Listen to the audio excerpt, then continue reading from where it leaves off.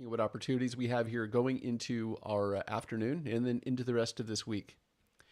The wisdom of crowds, executing on price, putting money to work, is more accurate in predicting the future than any single person's forecast or prediction. The object is to have a system for understanding when the prices of an instrument have changed and what their relationship is on the broad markets. And when we're looking at BZ or crude oil, specifically BZ, this is the East's oil, we have a low to high that we ran into in 2023. We made a new low in 2025. This is a weekly chart. And then inside of that weekly support level, we came all the way halfway back from 2025's lows to highs. Hard to imagine right now, but crude oil Brent has a profit target up at $169.33. We are inside of a pullback, inside of that longer term weekly trend. And you can see this a little bit more clear here on the daily chart. The daily long target, which we have made a double bottom inside of, has a target of $133 a barrel. When you go down to a little bit smaller time frame, and this is again a series of measured moves, we broke a short setup from last week's highs to lows, and then we had the very first pullback after the trend break. And so that was the very first pullback. So you have a monthly long, a weekly long, a daily long, and then you have a double bottom and a confirmation of support in the very first pullback after a short break. What's the risk reward ratio on that? Here's another question. What does that do to the broad markets?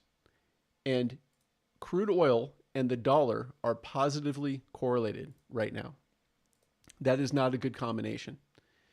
The reason that it's not a good combination is because individually, the dollar in a massive monthly long with a negative 0.9 correlation has a negative, again, headwind for the indices.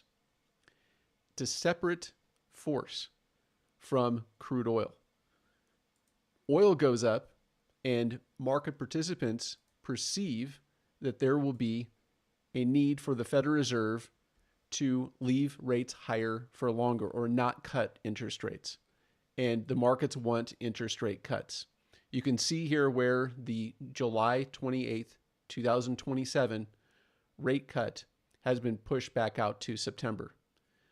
Walsh was speaking today, testifying in front of the Senate Banking Committee, and his background, his record is very hawkish, meaning his voting record actually is much more hawkish than Powell's.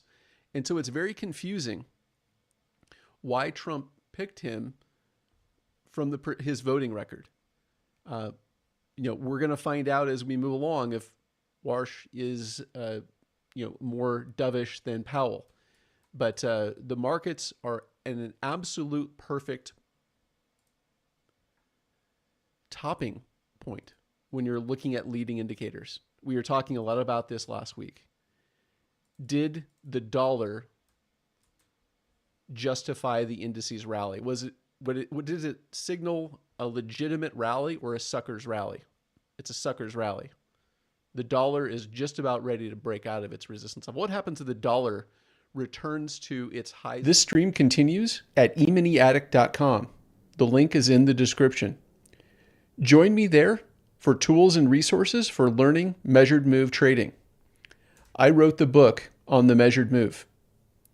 Check out the hundreds of others that have learned trading plan development, pattern recognition, money management, and trading discipline with me to become the best, most confident trader that you can be.